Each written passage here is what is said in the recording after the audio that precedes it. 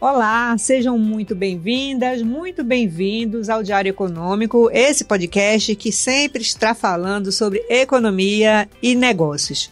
Nós vamos ao ar toda quinta-feira, então se você quiser receber as notificações dos próximos episódios, assina e dá o seu like.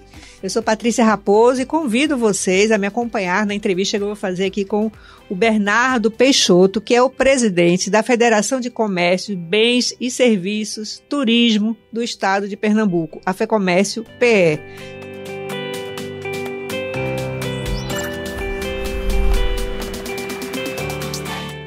Seja muito bem-vindo, prazer muito grande lhe receber aqui. Obrigado, Patrícia, tudo bem? É uma satisfação estar aqui agora, conversar sobre a economia de Pernambuco, né? E sobre o sistema FEComércio SESC Senac Pernambuco. Maravilha! E hoje a gente vai começar o podcast com boa notícia, porque hoje, no dia dessa gravação, a Confederação Nacional do Comércio, a qual a FEComércio da qual ela faz parte, divulgou que a geração de vagas temporárias para este Natal de 2022 vai trazer a maior oferta dos últimos 9 anos. Ou seja, serão gerados 110 mil vagas temporárias contra 115 mil de 2013, que foi o último ano que teve uma boa geração de vagas temporárias. E aí eu começo, então, lhe perguntando se a gente vai sentir o reflexo dessa geração de vagas temporárias aqui em Pernambuco também. Em 2013 bombou, né, Patrícia? Bombou, foi um ano bom, né? Foi um ano excelente, de lá para cá.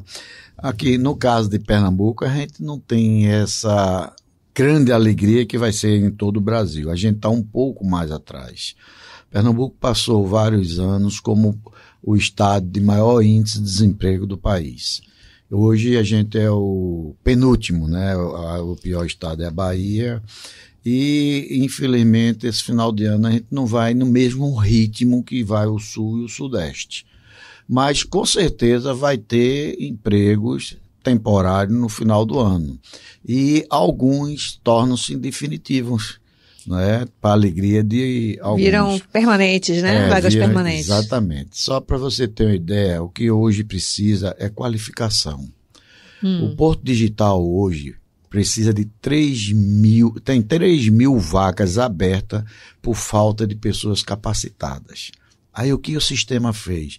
Fizemos uma parceria com o Porto Digital, onde a primeira turma desta parceria teve 100% de empregabilidade. Aí você diz que fantástico, né? Por que teve esse 100% de empregabilidade? Porque o sistema hoje está indo ao encontro ao empresário, para ver o que o empresário precisa, o que necessita a empresa dele, e não o que eu produzo. Um estudo da CNC levantou esses dados e 60% dos cursos que a gente fazia de tecnologia não servia para as empresas mais. Então, o que a gente fez? Fez uma parceria com as empresas e preparamos um curso com a própria empresa. Então, era tudo que as empresas queriam. E vocês, então, formam essa mão de obra na área de tecnologia para atender as empresas do comércio? De comércio, de tecnologia, todo do sistema FEComércio. Tanto faz tecnologia, de saúde, de comércio, de turismo, tudo, né? Esse convênio é com o Porto Digital, é um deles, porque eu estou só dando a explicação do Porto Digital. Então, os alunos que quando começam, engraçado foi a primeira turma. No início da primeira turma, nós pegamos 60 alunos que tiveram notas boas no Enem, mas não conseguiram entrar na Universidade Federal nem estadual, de graça, e não podiam pagar. Então, captamos esses alunos e todos, Patrícia, sem exceção, achavam que não tinham capacidade para fazer tal curso de tecnologia. No final, todos tinham certeza que tinham capacidade e queriam melhorar mais ainda. Inclusive, na aula da saudade, que foi a última aula, eu fiz uma pergunta, e vocês queriam ser o quê? Como é que gostaram? Aí uns disseram, eu queria estar no seu lugar, outro, eu queria ser diretor. Eu fiquei feliz, né? Porque tem que se capacitar, né? A gente passa a vida toda se capacitando, né? A gente morre aprendendo, né? E 3 disseram assim, eu quero me capacitar mais, melhorar mais e ir embora do país. Aí bateu no coração. Mas é isso aí, a gente tem que preparar as pessoas, capacitar, mostrar que é um país viável, né? E tem tudo aqui. E você hoje pode trabalhar aqui para qualquer lugar do mundo. Com Temos certeza. exemplo aí, gente trabalhando para a Alemanha, para os Estados Unidos, para o Canadá. Só que os países adiantados estão levando os nossos melhores alunos. Mas a pior das empresas é aquela que não capacita os seus funcionários, porque ela morre com os funcionários. Então a gente vai capacitar, alguns vão, outros ficam, enquanto estão sendo capacitados, está melhorando. Como a FEComércio entra nessa parceria com o Porto Digital? Olha, é uma parceria fantástica. Foi exatamente isso que a gente ia ao encontro das empresas. Porque, poxa, Mas vocês entram com recursos, vocês financiam esses cursos, é isso? a gente tem 2 tipos de cursos. Tem o curso gratuito, que é a primeira turma, que foi essa área da saudade, terminou este ano, e teve nota máxima do MEC. Olha só. Primeira turma já teve nota máxima do MEC. Quanto tempo de curso? 2 anos e meio. É um curso superior, técnico superior. É ADS. Curso de ADS. Então, hoje, se você quiser entrar na faculdade de Senac, tem vagas lá. Hoje a Prefeitura do Recife fez um convênio com o Porto Digital, mas o Porto Digital, quem é que contrata? Contrata o Senac para preparar os alunos. É que esse programa de 2.000 alunos que o prefeito do Recife, o João Campos, né, quer treinar, justamente para atender esse pessoal do Porto Digital. Então a gente está treinando aí e cada vez mais estamos aumentando, porque isso, Patrícia, a turma no primeiro ano já começa estagiário. Quando sai, já estão definitivamente contratados pela maioria das empresas. E um programa de inclusão, né? Inclusão social, muda a realidade da família, de entorno da família. A pessoa mora numa comunidade, numa casinha simples, tudinho, e eles acham que não tem futuro. Aí pega um daqueles, pega um negócio desse, vai ganhar 5, 6, 7 mil reais, começa a crescer na vida, ele é exemplo para aquela turma de volta dele. Para a família, para a comunidade, né? Para a comunidade. A gente fica feliz e é o objetivo nosso do Sistema FEComércio. Coisa boa, coisa boa. Agora, falando da FEComércio aqui, voltando para a federação, vocês têm 22 sindicatos filiados, né? 22 sindicatos filiados. Não é isso? E assim, gente, são sindicatos de empresas de varejo do interior, de flores, de material de material de construção, de turismo. Eclético, que pega tudo, sindicato de supermercado. É amplo, assim, são vários segmentos, lojistas, né? Exatamente. Vários segmentos, e assim, no fim das contas, quando você soma tudo, né? Significa o quê? Que vocês representam mais de 70% do PIB pernambucano. 75% e alguma coisa. 75% do PIB pernambucano, tá vendo? Então, assim, é muita coisa, né? E a minha pergunta é, como esse setor, né, que é comércio, serviço e turismo, tem reagido a essa crise e que propostas prioritárias espera ver resolvidas, atendida, trabalhada pela futura governadora de Pernambuco? Que pergunta gostosa. Olha, aqui, eu trouxe até um documento aqui, não lhe mostrei ainda, mas está aqui. Ó. Mas eu já li. Já leu? Já li. Ela é ligada. Políticas Públicas do Comércio, Bem, Serviço e Turismo. Esse projeto aqui é a nível nacional.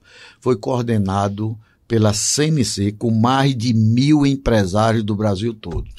Só aqui em Pernambuco, nós juntamos mais de 120 empresários, micro, pequenos e médios e grandes empresários, para fazer a nossa carta. É uma agenda, né? É uma agenda. Com demandas, com pleitos. Exatamente, com pleito, com tudo coordenada pela CNC. Esta aqui é a nível nacional, nós entregamos ao governo, nós entregamos aos candidatos ao governo de Pernambuco, entregamos que nós fizemos um debate com eles, né? Aos vice-governadores, que pela primeira vez o sistema fez Um debate, né? Com os vice-governadores e com os senadores. Agora, vamos fazer, já estamos fazendo com o encarte de Pernambuco, para ser entregue à governadora. Eu estou falando porque eu tenho certeza que vai ser uma governadora. Hoje todos nós temos essa certeza. Até eu estava brincando com um colega, disse, quer apostar como vai ser uma governadora? E vamos fazer um para entregar. Só para você ter ideia, quem estava coordenando também é a CNC. Aqui em Pernambuco foram mais de 120 empresários que foram reunidos aqui na Fé Comércio. Sim. Fizemos um encontro com, eu deixo bem claro, micro, pequenos, médios e grandes empresários. Inclusive, tinha representante dos maiores empresários de Pernambuco participando para a gente fazer uma agenda para debater com a governadora que for eleita. Só para você ter ideia, aqui nesse processo não é só, precisa disso, não, é fazer um negócio completo. Por exemplo, legislação tributária, a gente já tem o estudo e esse daqui foi entregue ao candidato a presidente da República, Jair Bolsonaro, Lula e a Simone. Uhum. Agora tem o Jair e o Lula. E quem ganhar depois vai ter também a complementação do trabalho e a conversação, né? Ter a legislação empresarial, que é muito importante. Sim. Nós fazemos um trabalho legislativo, acompanhando os projetos de leis aqui no estado de Pernambuco. Aí vem uma lei que tudo que impacta no comércio, bem, serviço e turismo, nós acompanhamos, para dar representatividade do empresário lá na Assembleia. Porque muitos deputados, ele faz um projeto de lei, mas ele não entende muito. E, às vezes, faz com boa intenção, mas prejudica muito. E, às vezes, não consulta, né? Para saber se aquilo realmente ali atende ou se afeta, prejudica, né? Exatamente. Aí é que entra os nossos sindicatos e a federação. Nós comunicamos ao sindicato, por exemplo, o sindicato de farmácia. Ele disse, olha, tem isso aqui, essa lei vai prejudicar teu sindicato, aí junta com o sindicato, a gente faz um trabalho com os técnicos e vai para o deputado ou o vereador e mostra a nossa nota técnica nele, mostrando as dificuldades que pode ter. Vou só dar um exemplo para você. Nós tivemos recentemente um vereador que fez um projeto de lei onde obrigar as farmácias a fazer uma tabela em braille, né? Em braille para os cegos nas farmácias dos médicos, dos remédios que não são originais, os remédios... Os remédios... Os genéricos, sim. Entendeu? Sabe quanto custa um negócio desse? Não. Só em volume, mais de 2.500 páginas. E não, nossa! Pois é. Ele queria um monte assim, que dava uns 40 centímetros de altura só de uma tabela dessa. E todo dia muda. Então, é inviável. O que a gente fez? Mas o vereador, ele ficou insistindo, a gente mostrando. Aí vamos fazer uma solução. Chegamos ao contato com o sindicato de farmácia e usamos os nossos alunos de tecnologia e fizemos um programa que vai substituir isso tudinho. Os próprios alunos da faculdade do Senac fizeram isso. Encontraram a solução. Encontraram a solução. Perfeito. Agora tudo passa em quê? Educação, isso. Em educação. Se a gente não tem um povo educado, culto, a gente não vai para frente. Hoje tem até a própria indústria, eles já estão calculando que vão precisar nos próximos anos 250 mil pessoas qualificadas. E não tem. Comércio, você disse, mas comércio qualquer um. Não. Hoje, o comércio eletrônico, se você tiver gente capacitada, você não consegue vender mais. Toda empresa hoje tem que ser eletrônica.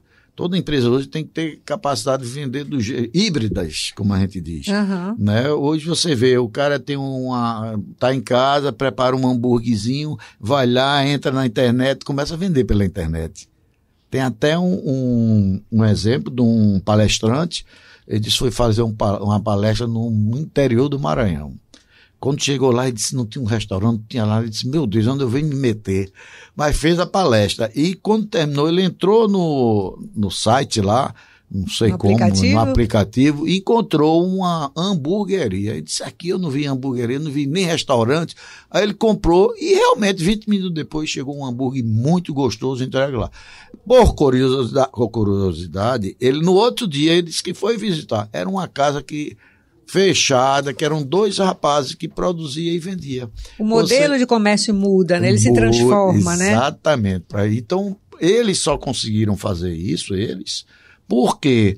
Porque estava apto, eles estavam preparados, eles estavam qualificados para fazer esse tipo de vendas, né? Isso é que é importante. E o empresário do comércio aqui de Pernambuco, ele está atento a essa transformação? Como é que tem sido a adesão ao digital? Nós estamos, inclusive, agora com uma parceria muito grande com o Sebrae, onde vamos investir mais de 3,5 milhões o ano que vem para frente, justamente para preparar as empresas para a parte tecnológica.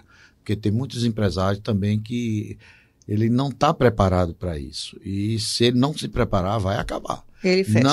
Ele fecha. Não que vai acabar o comércio de rua. Esse não vai acabar nunca. Mas ele pode complementar. Você chegar a entrar num site e verificar se eu vendo isso, se eu vendo aquilo, qual o preço.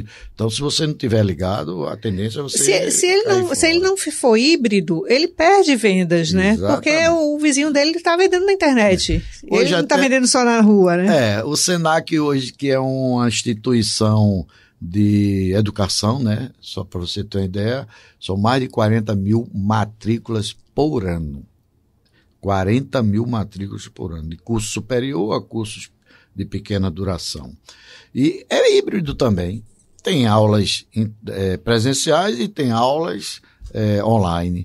Então, hoje você tem que ser híbrido. Nossas reuniões, tem reuniões híbridas. A maioria vai presencial e outros vai online. Então, o mundo mudou assim. Mudou completamente, né? Exato. Agora, eu queria voltar para a agenda e quero trazer aqui uma declaração do José Roberto Trados, que é o presidente da CNC. Inclusive, ele fala isso no prefácio aí da agenda. Ele diz que a atividade do comércio é um espelho da eficácia de políticas sociais e econômicas. Exatamente. Ou seja, ela espelha a atuação do poder público também, né? E uma das coisas que mais a gente percebe que incomoda o empresário é a burocracia, né? Você acabou de falar aqui, Pernambuco, o estado mais burocrático que existe, né? Que dificuldades vocês tiveram recentemente com a burocracia, como a burocracia vem atrapalhando o andamento das atividades da FEComércio? Fala um pouco sobre isso. Eu gosto de falar e dando exemplos. Vou dar 2 exemplos a você. Um pequeno empresário foi abrir uma loja.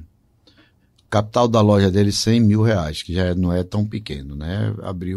Com um mês ele abriu a loja. Uma semana depois, foi o fiscal da prefeitura, deu uma multa de R$17 mil nele, porque a placa de sinalização não estava de acordo com a legislação. Existe isso? O quê? Ele teria que ir lá e dar boas-vindas ao empresário que ele está investindo e orientar. Olha, essa placa não é assim, é assado, não é desse lado, é menor, é maior, seja lá o que for. Mas não. É isso que não pode estar acontecendo. Mas havia um ritual em que primeiro se fazia um comunicado, um alerta, né? Hoje é assim. Hoje, mas não era assim. Isso há uns 3 anos atrás.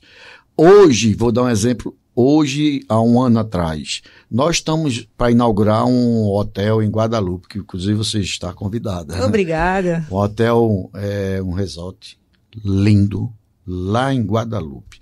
E fez com que alguns grandes empresários fossem para lá.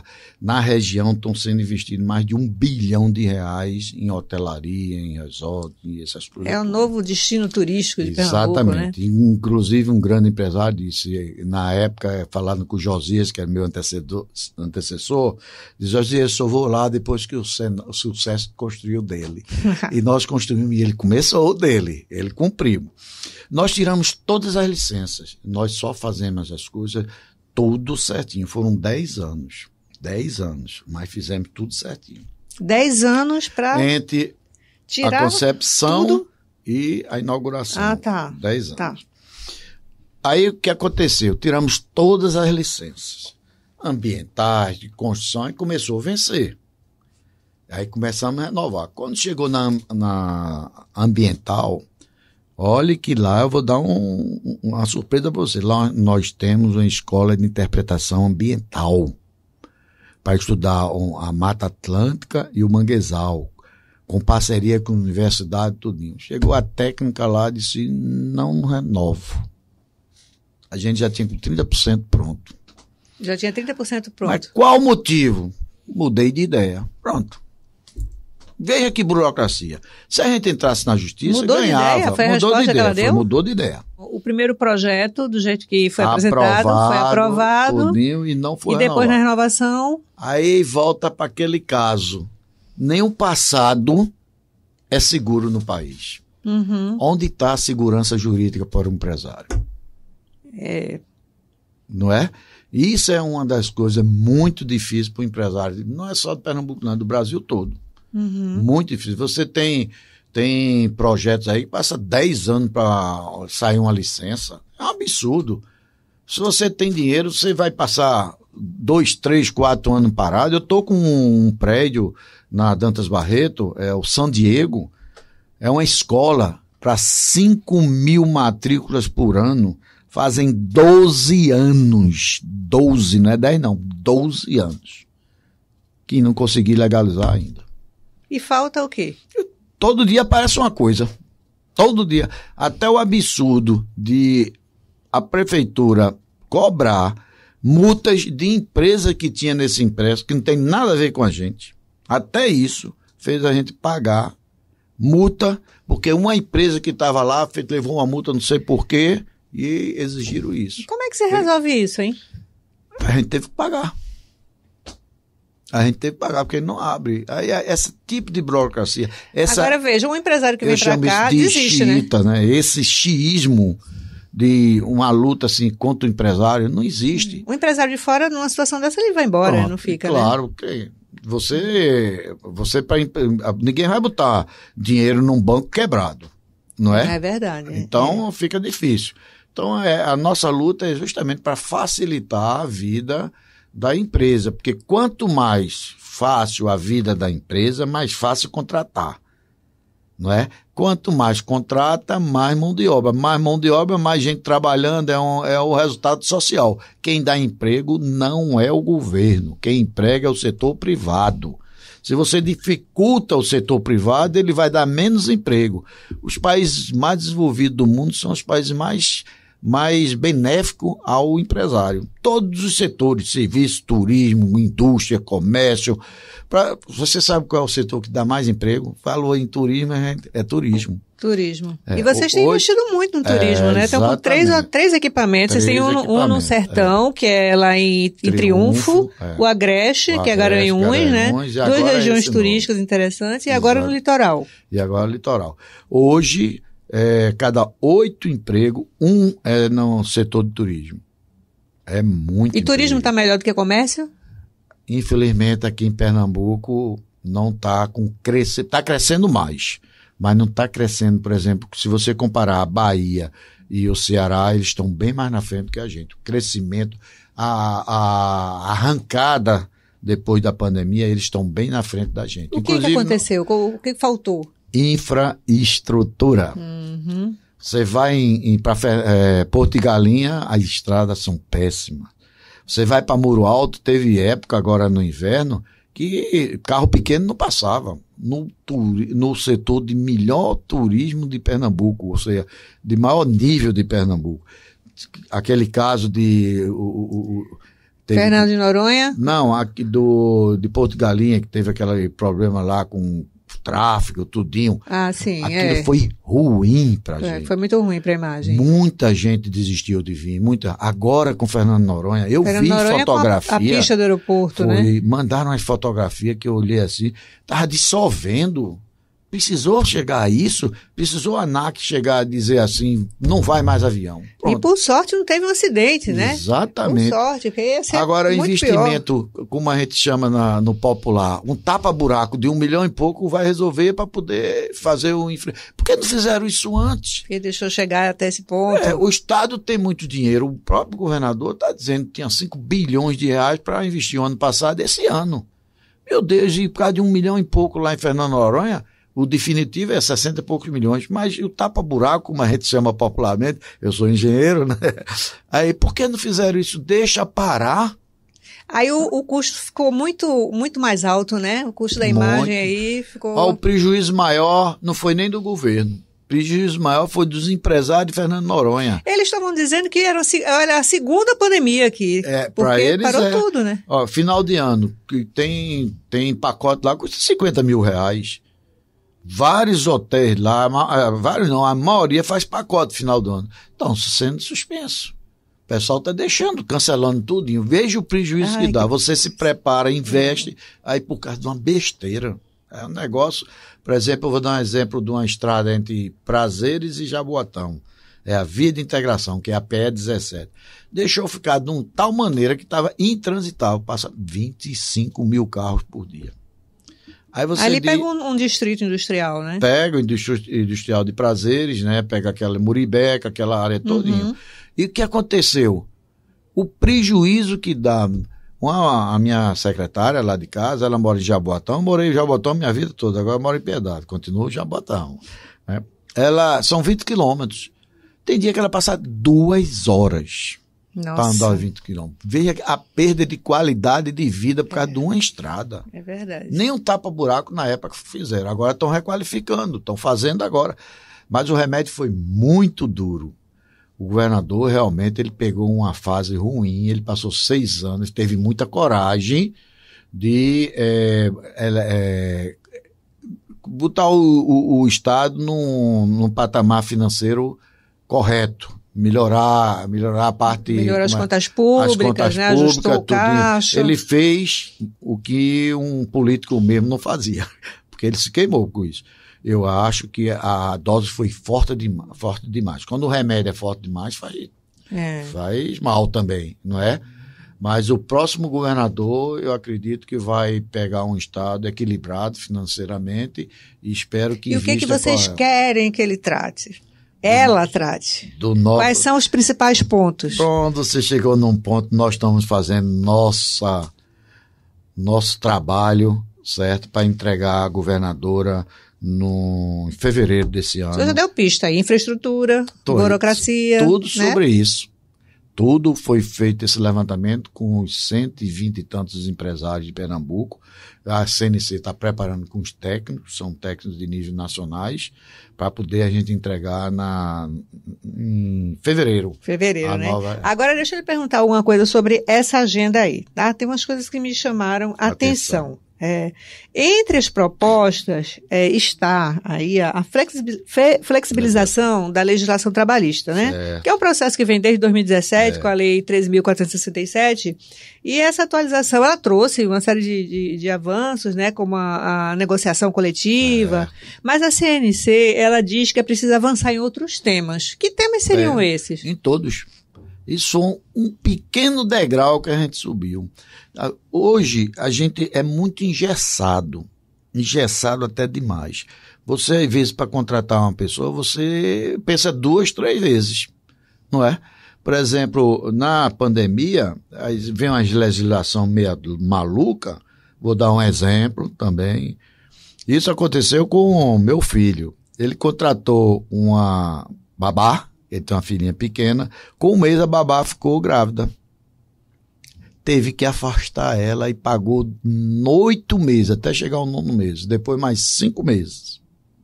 Veja que situação.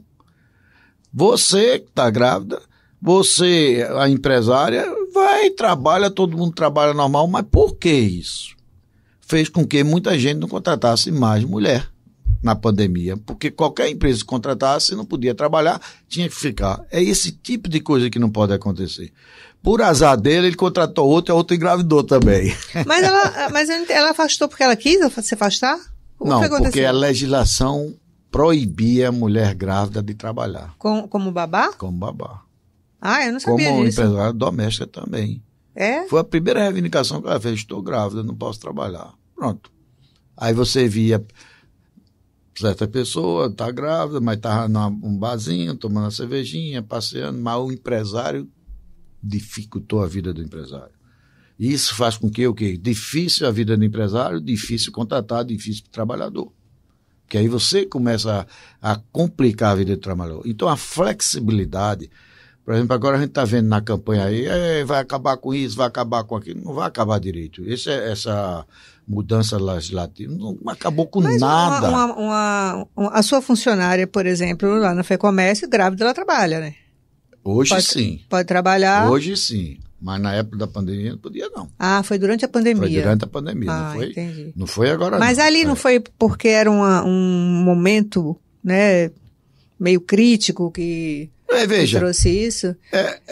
Não podia trabalhar. Eu só não entendo, mas podia sair, podia ir para festa, podia ir para... Ela não foi para o INSS nesse caso? Não, o empresário que pagava. Aí é estranho, né? Porque era para estar no INSS. Exatamente. Se o governo fez isso, então que pague. Não é?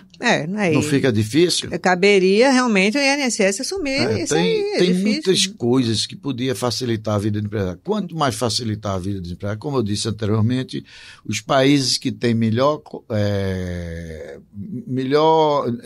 ambiente para o empresário são os mais desenvolvidos. É facilitar de um lado para o empresário, garantindo, né? Isso porque, nesse caso, garantia para ela a renda. Exatamente. Aí que acontece? Não do bolso do empresário, né? Claro. Mas pelo porque você sistema de segurança social. Saiu, eu não me recordo agora, mas saiu até ontem um novo decreto aí que também complicando a vida do empresário. Disse, meu Deus do céu, não para não, eu não me recordo agora, que é muita coisa, foi ontem, na reunião de ontem, o setor jurídico estava alertando sobre isso. Eu não me recordo, mas depois eu posso pegar e passar para você. Tem outra coisa aqui, o documento ele defende a simplificação no sistema tributário, em que se utilize o atual nível da carga tributária em 36,5% do produto interno bruto. Como teto, né? Se vai se utilizar como teto para arrecadação de impostos. Então, vamos utilizar 36,5% do PIB como teto para arrecadação de impostos. Mas isso não é um teto muito alto, não, porque, veja, de 2002 a 2019, essa arrecadação, ela tinha como teto 32,7%. A régua não está muito alta, não? Veja, pelo empresário, quanto menor, melhor. Mas a gente tem que ser realista. Os governos tem alguns candidatos aí que estão dizendo que vai quebrar o teto. Se a gente está botando 36... Já quebramos o teto, né? Se a gente já está no 36, a gente já está botando lá em cima, mas eu não acredito. Que consiga limitar. Eu não acredito, porque se um candidato já disse que está quebrando o teto, vai quebrar o teto, que não vai respeitar, que não sei o quê. Isso é ruim para todo mundo. Pois é. E como é que o senhor está vendo a economia em 2023? Nós tivemos aí esse tipo de problema, tivemos aí uma enxurrada de dinheiro que foi distribuída durante as eleições, né? Como é que o empresário está olhando para o ano que vem? Porque a gente ainda está vendo aí... Tem duas correntes. Há uns sinais de que a inflação vai estar alta, né? A Selic vai estar alta, só deve baixar no segundo semestre, ela né? Desde agora, né? Que vai ela manter, só deve baixar para 11%, 11,5% no segundo semestre do ano que vem, né? E as coisas estabilizar e começar, porque a gente está com a guerra na Ucrânia, que ninguém sabe, né? Sim, Ninguém sabe, parece que está piorando cada vez mais, né? Ninguém sabe aí. Mas eu acho o seguinte, existem duas correntes. E existem aqueles que acreditam que a gente está no caminho certo, que a economia do país está crescendo, enquanto a dos Estados Unidos e Europa está caindo, o mundo todo está caindo. Só teve 3 países que estão crescendo mais do que o Brasil, que é a China, que é Japão, e tem um outro país que eu não me recordo, esses 3. E o Brasil está crescendo. Desde o ano passado que vem, o Brasil não vai crescer o ano que vem. O Brasil vai ser zero. Tinha uns que diziam até que não ia crescer. A curva vai ser em V, não vai ser em U, vai ser em U, vai ser em V. Vai ser isso, vai ser aquilo, vai começar meio, aí cresceu meio. Ah, não vai chegar a 1, chegou a 1. Não vai chegar a 1,5, chegou a 1,5. Chegou 2, já está em 2,8. Né? A gente crescendo. E os outros países caindo. A nossa inflação está caindo. E os países como os Estados Unidos, Alemanha, Inglaterra, é a maior inflação dos últimos 40 anos. A gente que era um país acostumado com a inflação, a gente está vendo, teve até deflação agora. Foi. Aí você pode dizer assim, não, mas foi porque cortou os impostos. Cortou o excesso. Porque os impostos de ICMS, normalmente era 17% e alguns estados 18%. Aí tinha estado que estava botando gasolina 35%, 36%, sei lá quanto. Então ele tirou isso aí e botou um teto de 17%. Isso significa o quê? Significa mesmo a gente baixando os impostos, o país continua crescendo mais ainda. E a arrecadação. A arrecadação continua crescendo. O governo federal diminuiu em IPI de mais de 4 mil impostos. E a inflação e a arrecadação está crescendo. Então, quanto mais cresce, quanto maior a base, mais se arrecada. Então, claro. O jogo, eu acredito que para o ano a gente vai passar tranquilo.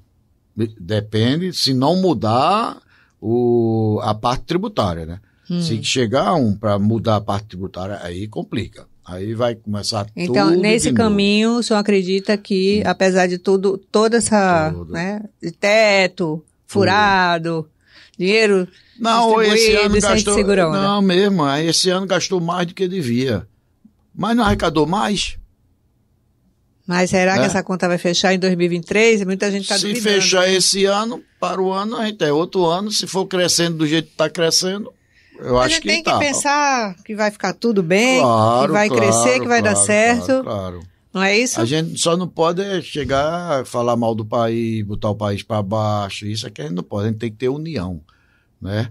Não ter extremismo de um lado, não ter extremismo do outro. Isso é que tem que acabar. O extremismo ele tem realmente abalado assim, as relações sociais, né? As relações de confiança. Não é nada bom, não é nada saudável, né? Aquele negócio de jogar o patrão contra o empregado, o rico contra o pobre, o branco contra o preto, o gordinho como eu, assim, contra o magro. Isso é que tem que acabar. A gente todos são brasileiros, todos estão no mesmo barco. Se afundar, afunda com todo mundo, né? Isso aí. Muitos podem ir embora para outro país, tudinho, mas a maioria não vai. 99% fica aqui. É verdade. Doutor Bernardo Peixoto, chegamos ao fim do nosso programa. Que pena, eu estava até gostando. Então a gente vai gravar outro, né? Vamos gravar outro, obrigado, falar de outras coisas aí, foi ótimo. Foi uma ótima conversa. E fica aqui à disposição. Quando tiver novidades, a gente volta a conversar. Ok. Vai ter outro papo. Eu que agradeço e que nós queríamos dar um recado ao setor do bem, comércio, serviço e turismo, que a Fé Comércio está apto e de braços abertos a ajudar a todos. O que a gente puder fazer, a gente estamos aí para fazer. O sistema tem feito muito.